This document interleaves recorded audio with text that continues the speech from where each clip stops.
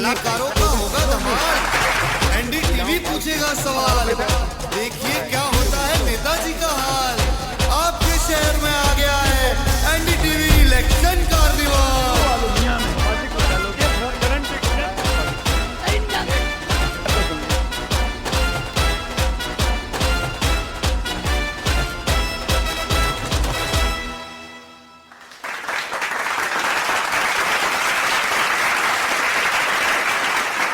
नमस्कार, welcome and thanks for being with us. NDTV की इस विशेष कवरेज में आप सबका स्वागत है। जोरदार तालियां।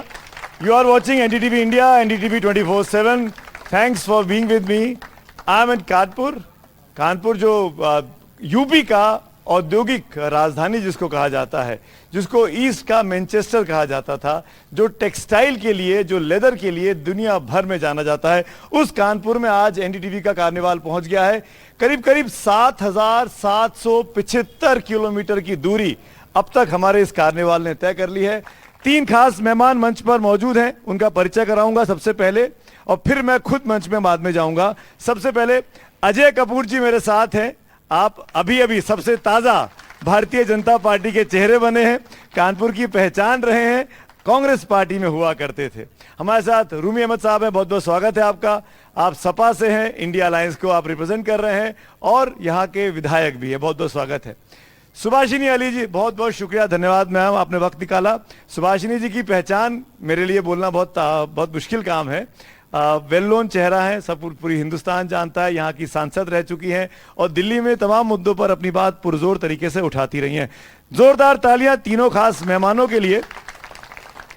And now let's start this conversation, the debate, and mostly it will be in Hindi because we are in a Hindi heartland. हम कानपुर में हैं।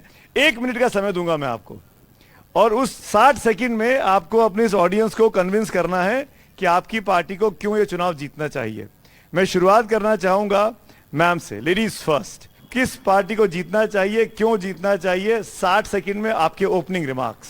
सुभाषिनी जी। कानपुर में बहुत मजबूती के साथ इंडिया गठबंधन के जो उम्मीदवार हैं आलोक मिश्रा जी, वो लड़ रहे हैं और हम लोग सब उस गठबंधन को पूरी ताकत के साथ सपोर्ट कर रहे हैं और उनका जीतना बहुत ज़रूरी है, क्योंकि भारतीय जनता पार्टी ने 3 मामलों में तमाम हदों को पार कर दिया है। एक तो इलेक्ट्रल बॉन्ड के मामले ने दिखाया कि वो भ्रष्टाचार में नंबर 1 हैं। दूसरा मामला बिल्किस बानो का केस, और अभी ये रवन्ना का केस बताता है कि महिलाओं की असुरक्षा के मामले में वो 1 नंबर के अपराधी हैं।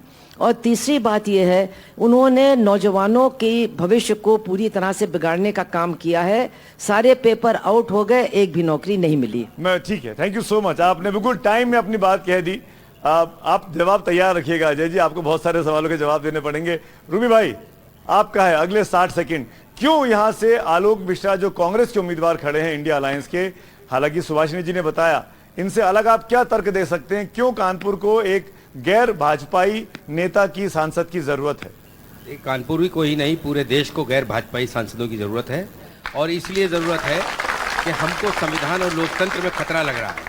हमको वो सारी चीज़ें जो 10 साल से भाजपा की सरकार लगातार पूरे देश में झूठ बोलकर पूरे देश को झूठ से रूबरू करा रही, उस झूठ से निजात दिलाने के लिए सिर्फ कानपुर ही नहीं, मैं बार बार कहूँगा, पूरे देश के अंदर जो इस वक्त बयार चल रही है वो भाजपा के अगेंस्ट है। और ये झूठ को सच में तब्दील करने के लिए गैर भाजपाई सांसदों को देश के अंदर लोकतंत्र और संविधान को बचाने के लिए इन सब की जरूरत है। और उस जरूरत को पूरी करने के लिए कानपुर के गठबंधन के प्रत्याशी आलोक मिश्रा को भी हम लोग जिताने के लिए संकल्पित है। शुक्रिया, शुक्रिया, thank you so much. 60 second में आपने अपनी बात की। अजय कपूर जी, 3 चीजें मैं आपसे पूछना चाहता हूँ। पहली चीज तो ये कानपुर सीट ऐसी रही, एक जमाने में आपकी पुरानी पार्टी कांग्रेस का गढ़ रही। लगातार 3 बार श्री प्रकाश जायसवाल साहब यहां से सांसद रहे। उसके पहले लगातार 3 बार द्रोण साहब जो बीजेपी के सांसद थे, उनको आपने हिलाया, उनका गद्दी हटी। 2 बार रहे, 3 बार रहे, 91, 96, 98 और 99, 4 और 9 में श्री प्रकाश जी रहे। मैं ये कहना चाह रहा था कि अब इस बार फिर बीजेपी की हैट्रिक की बारी है। 14 में जीते, 19 में जीते। क्या आप भाजपा में इसीलिए आ गए हैं कि कांग्रेस को कमजोर कर दिया जाए? उस 120 सेकंड में मेरे 60 सेकंड भी हैं। मैं किसी को कमजोर करने के लिए नहीं आया हूं। मैं ये बात कहना चाहता हूं कि आज देश में अंदर और पूरे विश्व के अंदर इस भारतवर्ष के इस भारत के 140 करोड़ लोग आज चाहत रखते हैं कि एक ऐसे नेता की जो देश का विकास करे, इस देश की इज्जत का मान रखे, पूरी दुनिया में अपने विश्व गुरु कहलाने लगा।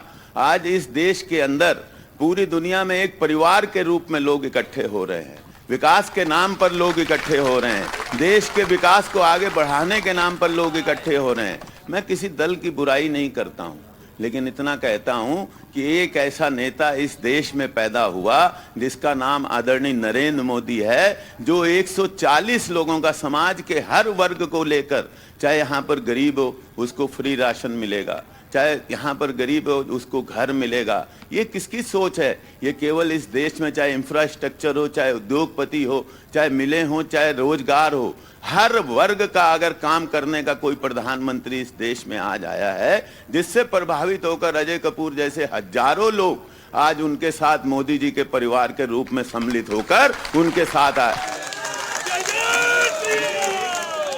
कार्यक्रम के आखिर में यही कहना चाहूंगा अपने दर्शकों से, एनडीटीवी 24/7 और एनडीटीवी इंडिया के तमाम व्यूवर्स को, कि thanks for watching this show and I know that you are appreciating the efforts of NDTV team. We are trying our best कि आपको हिंदुस्तान के हर कोने से जहां पर चुनाव होते जा रहे हैं वहां जाएं और वहां की खबरें आप तक लेकर आएं, वहां का चुनावी माहौल आपके सामने रखें, ताकि आप भी तय कर सकें कि जब आपके क्षेत्र में चुनाव हो तो आपको किसको वोट करना है।